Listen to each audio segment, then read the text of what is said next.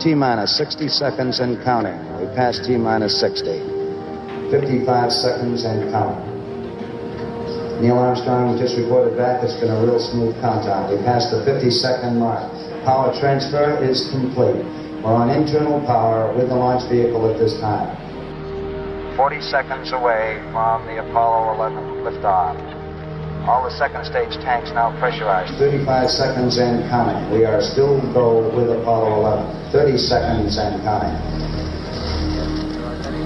Astronauts report it feels good. T-minus 25 seconds. 20 seconds and counting. T-minus 15 seconds. Guidance is internal.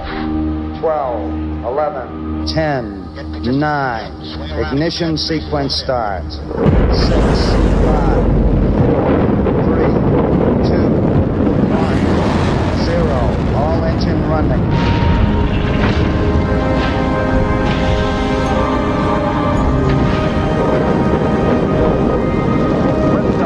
We have a liftoff, 32 minutes past the hour. Liftoff on Apollo 11.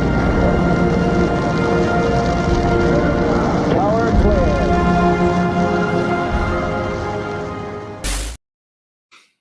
Hello and welcome to this edition of the Bullpen. As always, I'm James Roy, and with me is Tom Chavarria. Tom, how are you doing today?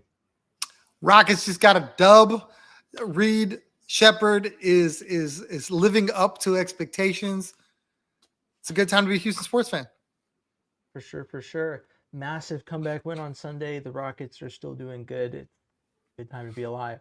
And we're back, so that's probably a little bit of a bump to the Houston sports scene, I like to think, in my opinion.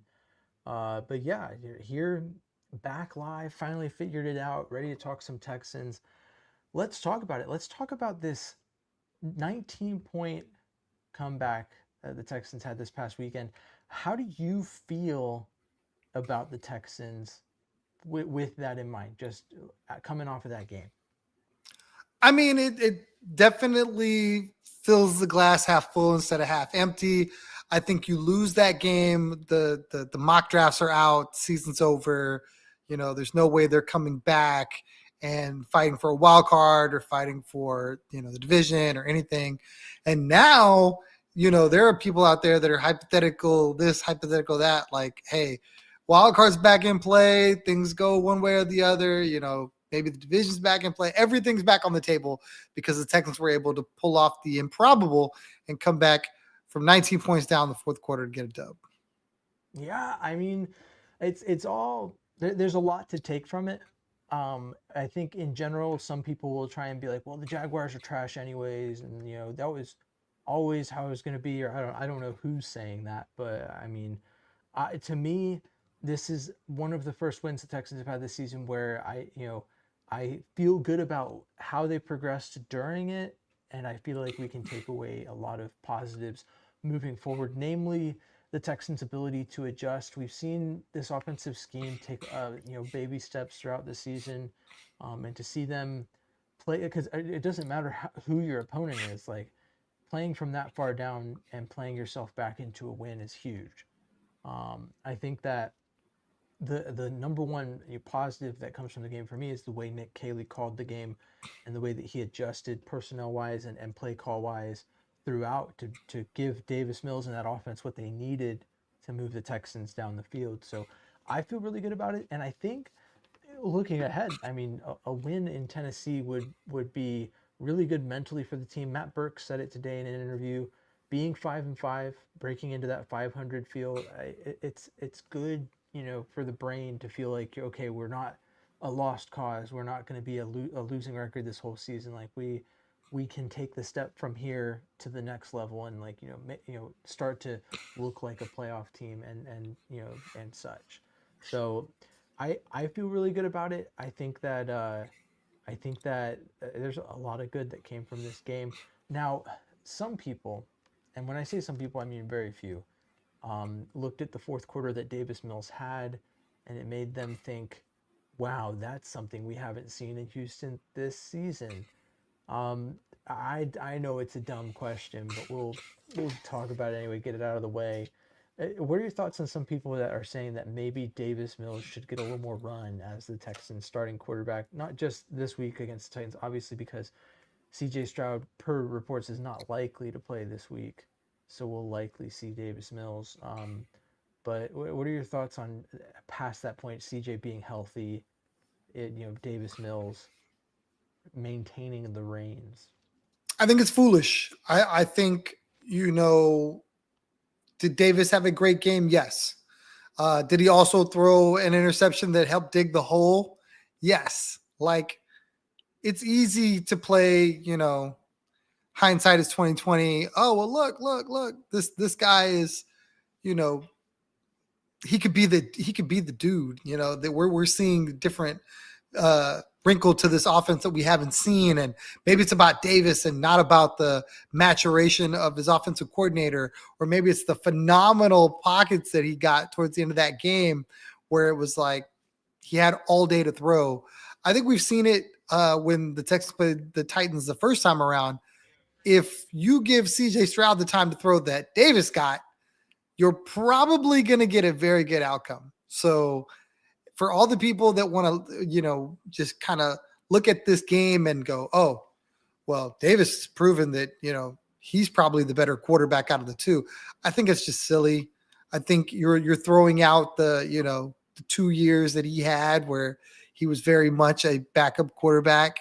And now you want to just instantly deem him the starter because he had one, good half of football. I would say a good half. I wouldn't say the first half was that impressive. So it's foolish. I think it was always something that was going to come up. There's been some remnant of, and one of the risks of keeping Davis Mills as your backup quarterback, there was quite a fanatical following of him in the short time that he was the guy. And there's a lot of people that have hung on to the fact that, like, oh well, he's still, if he had the reins, would be better. But I think that you hit the nail on the head. I mean, CJ has shown that with the time that Davis Mills had at a lot of points in that half, that he'd be able to make the same plays. And we know that there's other parts of CJ's game that are definitely better than what we've seen from Davis Mills. I think to look past Davis Mills's past as the Texans starter is ignorant in this case too. As much as he's developed, in this backup role, I think that both his biggest, the biggest case for him being a good selection as the Texans backup is also the biggest case for why he is the backup and not the starter, which is his time as the Texans starting quarterback. So I think overall he played a good game. And really, I would go as far as to say, you said half, I'd say quarter. I'd go as far as to say that it was really just one good quarter of football. And if that's enough to convince you that CJ Stroud's not the quarterback one for the Texans, then I don't know what to say. I don't have anything to add to that discussion with that person. I know where I'm at, and that's that CJ Stroud's the quarterback of this team. Um, and there's really very little that Davis Mills could do. He could light up the Titans, and I mean that's the expected result at this point with where the Titans are at. So anything less than that would just be disappointing. But I digress. The Texans looked really good, came back, won the game. That's what matters. It's not about, like, I don't think there needs to be this whole big stink made about how good Davis Mills did and how it should affect C.J. Stroud's playtime. I think that what really matters is that Davis Mills did exactly what he needed to do as the Texans quarterback and stepped up when the team needed him. The Texans are very much a next man up, NECKEST, next man up organization. And that brings me to the next point, which is that the injury report is rather long this week. It was rather long last week. Is there reason to believe that a long injury report is a good indicator for the Texans? Because I feel like, generally speaking, they've performed really well when they're asking a lot of people to step up. Like when they put themselves in a position where, like, there's just so many injuries, it just feels like the guys that are put in there step up in a big way. Because, like, the Texans had plenty of clean injury reports earlier this season, and I don't know. Maybe I'm just grasping at straws here, but it feels like when the injury report gets bleak, the Texans go, okay, let me lock in. I'll go ahead and win this game. How do you feel about that? I disagree there. I think like at this time of year, halfway point in the season, injuries are a part of the game. I think this kind of speaks to Nick Caserio always talking about, it's not a 54, it's like a 68 or whatever, including the practice squad guys or whatever. He's always trying to make sure that he has the best allotment of players to choose from. Constantly, working out players. I think they worked out 3 DBs today. It's just what you have to do. You have to have that next man up mentality. And I think for a GM to provide you with quality backup talent, that's kind of his job. It's easy to pick the starters. I think it's harder to make sure that your roster is well-rounded so that if somebody gets nicked up, you're able to still compete with what you have. And credit to Nick Caserio to be able to do that. Yeah, I mean, I think it speaks to our deeper point where we've talked about, or I guess I more specifically have said that maybe if the Texans can't get their offensive line right, maybe it's time to reassess and look into if they potentially, could need to look into moving on from Caserio to build the offensive line. But looking at the way this roster has responded in general, I think it's just another mark in the let Nick Caserio cook column, where you just kind of go, okay, well, yeah, sure, he's not really done very well at building an offensive line, but at the end of the day, he has stepped up when this team needs him in other ways. So maybe we can look at that. And I mean, I've said it before during our discussion.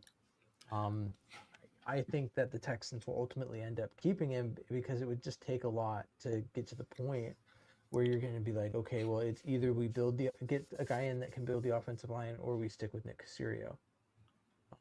So it's just, I don't know, it's a nuanced conversation, but I think that at the end of the day, that's where they'll end up. If you guys are in the chat, if you got anything you want to comment or say, we're all for it. Looking to be more interactive on this stream. But, obviously, if you don't have something to say, we will talk. We've got something to say. Looking at it, the Texans are going into Tennessee. Do you think there's any way that they could, I don't know, I don't even know how to say it because they've been favored in all these matchups. Broncos, Jaguars, they've been favored on the line with these matchups, but they're favored by a lot more in this matchup with the Titans. Do you think there's any way that they let that get to their heads or that could adversely affect them? No, I don't think so. I think the great Houston Stressens really put it in perspective pretty good on Twitter. I think it was yesterday or earlier today. The Titans have the inside track on the number 1 pick. Like, they have the worst record in football. You have a bunch of guys that they're trying to like grow up, and I think they're really starting over. So for me, if I'm the Titans, I'm embracing the tank. Like there is no scenario where this team figures it out and goes on a magical run and makes the playoffs. So it does not benefit them to win this game. That being said, it is a divisional matchup. Those things count for more in the eyes of the fans. Obviously, you want to play spoiler too. Nothing would give Tennessee Titan fans more joy than, to help bury a Texan team that it's clear there's bad blood. I mean, that's always a thing. So I do believe that the Texans are highly motivated to get to 500. I don't think they're going to sleep on Tennessee. I think they're going to treat this game as seriously as they would anything else. I don't think they believe that the name on the front of the jersey is enough to win it. I think they know they've got to go in there and put together a good performance. So I would think that number, the line right now is a pretty solid one. I think Vegas has had it right the last 3 weeks. It's just scenarios being what they were. It didn't work out that way in Denver, and it almost didn't work that way in Jacksonville. Like I think Vegas is pretty sharp as far as like looking at this Texan team versus these opponents and going, oh, the Texans are the better football team. I believe, and I'll die on that hill by myself, I guess, or with whoever, that, CJ Stroud plays that whole Broncos game, they win that football game. And 100%. I believe, regardless of who the quarterback was in Jacksonville, they should win that football game. I believe that regardless of who the quarterback is in Tennessee, they should win that football game. So I think Vegas has had it right. I think that Vegas will continue to have it right, and the Texans get it done. Yeah, I mean, for me, it's tough to believe. Well, another thing is that with the Jaguars game, it felt like less so that Vegas was confident in the Texans, and more so that they so lacked confidence in the Jaguars. And I think the national media, I mean, to their credit, this is probably the one time where it's very valid to do it. A lot of times, the media will hang on to a contender a lot longer than they should, and kind of string us along like, well, they could turn it around. And some people might think they did that with the Texans this season with the way that they've kind of not said it's over. But with the Jaguars, like very quickly, the media was like, they're not for real. This is not a playoff team. And I think that Vegas probably caught wind of that and was on board with that train of thought. So more power to them. I mean, I don't blame them for that. That's I mean, I may be a little bit biased, but I think it's a valid train of thought. So, I don't know.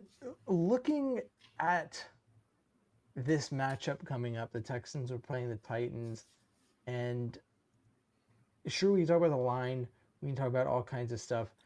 Do you think that Davis Mills is in line for a similar game, or maybe even a better game against this Titans defense? Or do you think maybe because they now have film on him that it could be, I don't know, less extravagant, if that's the right word? Well, I mean, the big key is going to be the Texans' ability to block for Davis Mills. If you remember in the first matchup, Tennessee kind of kept that close for a little bit because they were able to get home to CJ and the offense kind of really sputtered. It wasn't until later in the game that they really got it going and kind of separated like they should. So, I mean, there's a scenario where I think this game could be close simply because the Texans' inability to score points. I hope that, they build on the momentum that they found at the end of that game, and they build on a lot of the positives in moving Davis around in the pocket like we saw that I think they should do when CJ comes back. And I feel like this is a team that, the offensive line is always going to be a concern until they kind of shore things up. So it makes more sense for Nick Caley to try to take advantage of shifting the line of scrimmage a little bit to help buy more time for these quarterbacks to complete passes to really good pass catchers that are doing a really good job of getting open for CJ Stroud or Davis Mills. Yeah, and for me, so, I mean, obviously, I think that Davis Mills should have a pretty good game this weekend, all things considered. The Texans' history against defenses like this, specifically this defense they've played before, gives me reason to believe that it should go well, all things considered. I do think that one thing that could be on Davis Mills' mind that could also help him out is that, I don't know if you recall, last time CJ Stroud suffered a concussion, the next team up on the schedule was the Titans in Tennessee, and that was when they went with Case Keenum over Davis Mills. So I don't know if being back in Tennessee, re-experiencing it, being now the option, could also play into how he feels about it. I mean, I know that if I came back to a place where I was second option after thinking I was going to be the next man up, I was coming off a game like the Davis Mills had against the Jaguars last week, I'd be feeling pretty good about it. But speaking to so you're calling this the Davis Mills revenge game on the team he didn't play? It's a revenge game on the team he should have played in his mind. Right? Like I'm trying to enter the mind of a competitor. Okay, Come on, I'm trying to. I mean, that was me. That's grasping deep, man. I think he's like, I just got to put good quarters together, and hopefully somebody sees them and goes, hey, Davis, we want you to start for us. I think that's, if I was Davis Mills and I was trying to get into the head of Davis Mills, I'd be working to getting a starting job. Now, maybe I'm wrong. Maybe he loves being clipboard Jesus, and hey, occasionally I put my helmet on and go to work. Most of the time, I just got the earpiece in and I'm back here chilling. But if he's the competitor that we think he is, he could be looking to parlay these 2 games into an opportunity to go somewhere and compete for a starting job. Yeah, I mean, I can see it. I'm like trying to get into the mind of someone who's going back to that place where that happened, and it's more Davis Mills versus like, hey guys, you said that I wasn't good enough then, but I'm good enough now. Like, it'd really be Davis Mills versus the Texans at that point. See, I would have said that. I don't want to say that though. That's exactly what I was thinking. I was like, well, if this is Davis versus anybody, it's Davis versus D'Amico. It's Davis versus whoever. Like if it was the offensive coordinator's decision, it's Davis versus him.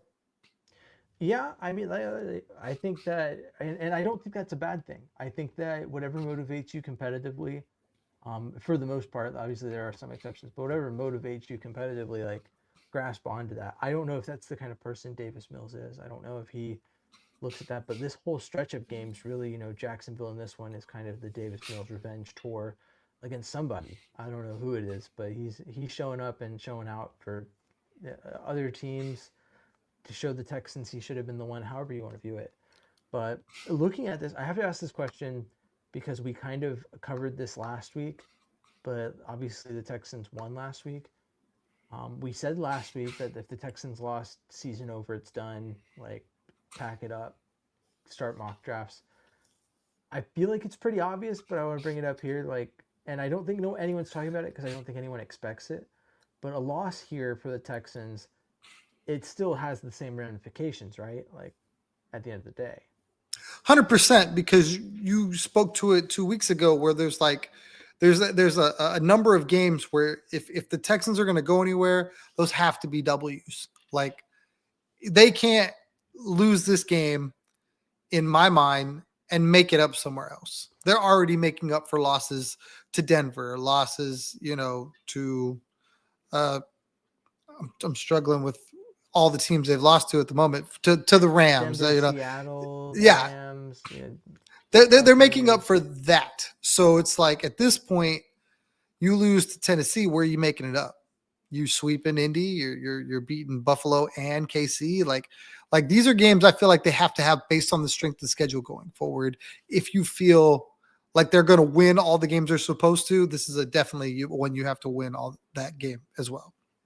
Yeah, and I mean, so looking ahead, the Texans have, after this game, the Bills on Thursday Night Football, and then they'll get a nice long break, and I believe it's the Colts next, and then the Chiefs, or it could be the Chiefs and the Colts. I could have that flip-flop. But they're in that stretch of the schedule where they will hit their most competitive AFC contender part of their schedule, and so losing to the Titans puts you at 4-6, and means that you have to sweep that portion of the schedule to get back on track, which is a tall ask. I mean, one thing I'll say is that I've watched the way that Buffalo played Miami, and I think that I think it makes sense of why the Texans beat the Bills last year. I think the Bills are truly a team where defensively, if you can just shut down Josh Allen, like, you are in that game automatically, and you could very well run away with it if your offense can pick it up. So it's just, I think it sounds like the story of the Texans all season, but realistically, on another level, I think the Bills are the most beatable contender the Texans play. That's between the Colts twice, who I think are beatable at least once, and then I would count the Bills as the win that the Texans would need between those 4 games. And then the Chiefs, I think, are the tougher matchup, because even if you stymie them, offensively, their defense is still relatively good. So it's just an interesting. Not to say that the Bills' defense isn't good, but so looking at it, yeah, I agree with you. I felt like it was a pretty obvious statement, but I agree with you that the Titans are a must-win game. They're in that list of 5 games that I said a couple weeks back. The Texans must win. The Jaguars are on that list. That's 2, so winning this week would put 2 out of 5. That would leave the Raiders, Cardinals, and Chargers. And I would say some people would probably say the Chargers are the toughest matchup in that group. I might lean towards the Cardinals. They're just one of those sneaky teams where like I feel like they could jump out at you. But realistically, in every case, it's just that I think the defense will so totally crush the offense of the other team, and that the defense of the other team is not good enough to exploit the Texans offense for what it is. Because that's simply put been the case all season. The Texans have either played in a one-score game where the offense just wasn't good enough and the defense played really well, or there's obviously the Jaguars was a one-score game that finally went the Texans' way, but every other game this season that they've won has been the Texans' defense crushing the other team's offense and the other team's defense not being able to stop the Texans' offense. So do with that what you will, but I just think that we're at a point where must-win football is happening right now. It's win or go home until further notice. But like what I really think it is that like this game is must win because of the level of difficulty it is, and that it is a game the Texans should win. And then when you move into games like the Colts, Bills, and Chiefs, you get into that. Okay, this is like there will be a point if they go 0-2 in the first two matchups. Obviously, it becomes must-win football at that point. But if they win one of those matchups, lose one of the first one's not going to be must-win football. It would be okay. Let's win this one and get it out of the way. That's that you buy yourself that extra bit of grace in the future in case you lose a matchup that maybe you should win or lose one of the other matchups. So I think we're at that point in the season where the Texans are kind of going to be week to week on whether or not it's must win football. I don't think it's must win the rest of the way out, as much as that would be nice. I think that they're still week to week. But I don't know. How do you feel about that stretch, the four game stretch, or I guess it's a 3 game stretch, and then they play the Colts at the end of the season. But the Colts, Bills, and Chiefs. How do you feel about that stretch of football coming up? The one thing that, again, Houston Streston's very well lined out on social media is that the Thursday night game for Buffalo, you want CJ Stroud to play it. And if he's not cleared concussion protocol for this one, it's just a really quick turnaround to try to get him get him some practice reps. And you would think he wouldn't need them. But I mean, sitting for 2 weeks and then, no practice, just show up and play. I don't know how sharp he would be. So it's like you want the Thursday night game, but it's in the worst possible spot.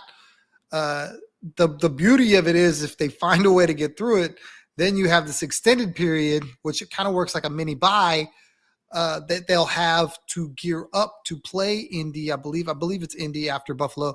And that's like the best case scenario, especially if they can find a way to win those 2 games, because then that injury list, has a chance to, kind of shrink a little bit, roll into Indy full strength and see what happens.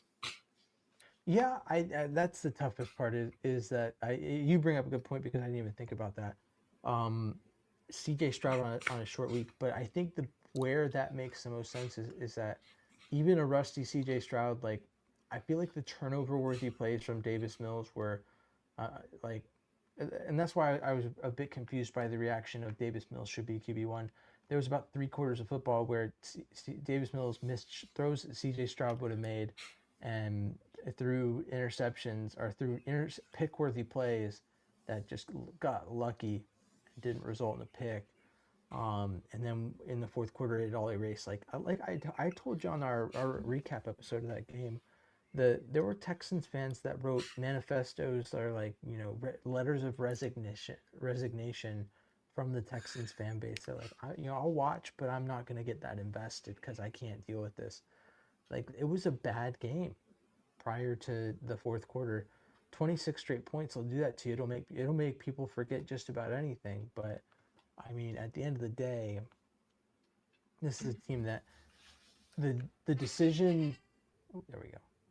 The decision to stick with Davis Mills in this game has to come from a place of CJ Stroud not being ready, or a place where he's so close to being ready, but like is not ready. Like I don't know, he just would have to not be ready.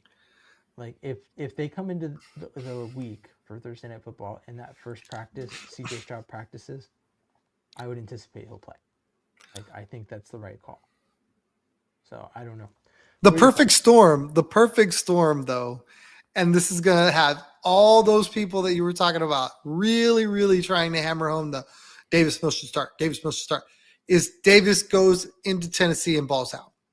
He has a 27 for 35 for 270 yards and 3 TDs, and the Texans win in a laugher. And then it's like, why wouldn't you just ride the hot hand into Buffalo in a short week? I think that's what's gonna be if it works out that way. That's gonna be the discussion that the Texans social media people are gonna have, and all the fans are gonna have. It's like, what do you do? It should be as simple. You play CJ Stroud, but there are those people, the Mills Mafia, that is like, oh no, we look at what Davis just did. Why wouldn't you want that to ride into Buffalo? You got to play the hot hand. Yep. Oh man. I mean, and I get it. Like, especially like you watch Jacoby Brissett take over for Kyler Murray, but to make that comparison, like I have to give disclaimer. Like, I feel like it's kind of disrespectful to CJ Stroud. Like Kyler Murray has had more than enough time to develop and has played himself into a position where that question was raised, and Jonathan Gannon went with Jacoby Brissett, which I think was the right call. I do not think that at this point we're at a point with CJ Stroud where Davis Mills having a good game or two is like reason to have CJ sit. So I think if CJ's ready, like I said, if CJ's ready, you got to play him against Buffalo. I think that's the right call. I think it's the right call to play him if he's ready pretty much 9 times out of 10, 9.5, 9.75 times out of 10. I'm trying to think 99.9% times out of 10. That's the right answer. It's really 10 times out of 10, but I'm trying to think of what it would take. There's got to be some outlier possibility that it's not the right answer, but I can't even think of it. But yeah, Tom, anything else to say before we kind of bring this thing to a close? I just need the fellas to take care of business, man. This should be really simple. You got a team that doesn't have a lot to play for. You need to step on their necks quick, get out in front, just coast on to a nice, easy victory, and then we can reconvene and talk about this big time matchup, because it'll matter a lot. To be able to go 6-5 will be huge for the psyche of everyone, the team, the coach, the fan base, the ownership, everyone. So it'll all come to a point, but they got to take care of Tennessee. They can't. People will call it a trap game. Maybe they can't afford to look at it like that, because they need every dub. Yeah, I agree with you. I think that they can't take any games for granted at this point. I obviously talked about like them having the ability to give up some of those games against contenders, but that doesn't mean they should play them like they don't need to win them. So I mean, it's a big stretch of football coming up, and the losing to the Titans would take away any gravity to that stretch of football. So it's every piece of the puzzle has its part, and the Texans need to come through and complete the puzzle so that we can see some postseason football in Houston. But on that note, thank you for tuning into this live edition. We're back going live, should be weekly. We've sorted it out, made it shake. So thanks for tuning in. Hope to see you. I think it'll be Thursday next week. I think we're shifting to Thursday. So make sure you like, comment, subscribe. Let us know what you think of the #1 veteran run Texans podcast in the entire United States of America. That covers the Texans. It's a very important distinction to make. And yeah, I have been James Roy. You can find me at James Roy NFL, wherever you get your podcasts. Tom is TC Tom1 on Instagram and Third Coast Tom on Twitter. And we are the Bullpen. As always, stay classy, Houston, and vamos Tex.